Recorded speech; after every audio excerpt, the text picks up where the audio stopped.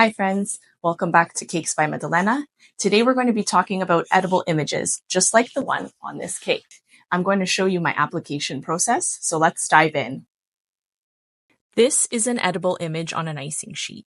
I don't own the rights to this image, but I did utilize it for my cake design. I get my images from a local creator. They come cut and mounted on a piece of acetate paper ready for use. I'm seen here prepping my fondant for application. In my personal experience, I find it works best to mount the edible image on fondant before applying it to the cake. The fondant acts as a barrier and you avoid any moisture from the buttercream from seeping through. I'm seen here sizing the image against the fondant to ensure that I've rolled out enough. And we continue to smooth. I gently peel the image away from the clear sheet and place it directly onto the piece of fondant that I've rolled out. With a fondant smoother, I will press the image onto the fondant, again being very gentle here. I do not add any glue or water to the image. I've never had to do that. This method has always worked for me, but I think it is dependent on the quality of your edible image.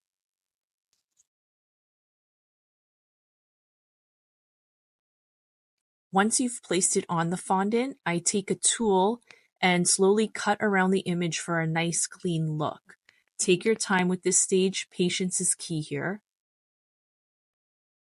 Now, something worth mentioning is that you want to avoid a refrigeration with an edible image as the humidity can compromise it. Not always, but sometimes, a risk you might not want to take. That being said, I recommend you apply this at the final cake decorating stages.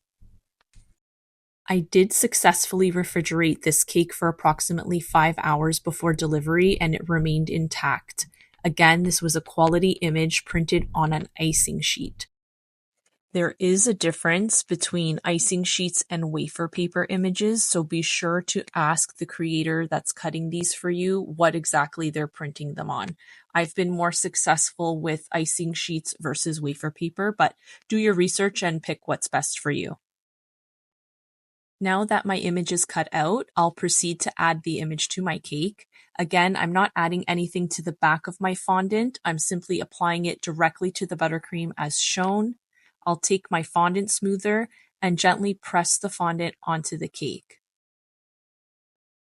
If you happen to notice air bubbles at this stage, you probably didn't smooth it out enough at the beginning. You can take a scribe tool or a fine needle and make a small hole where the air bubble is and press it down gently with your fingers to remove it. The hole will almost remain unnoticeable.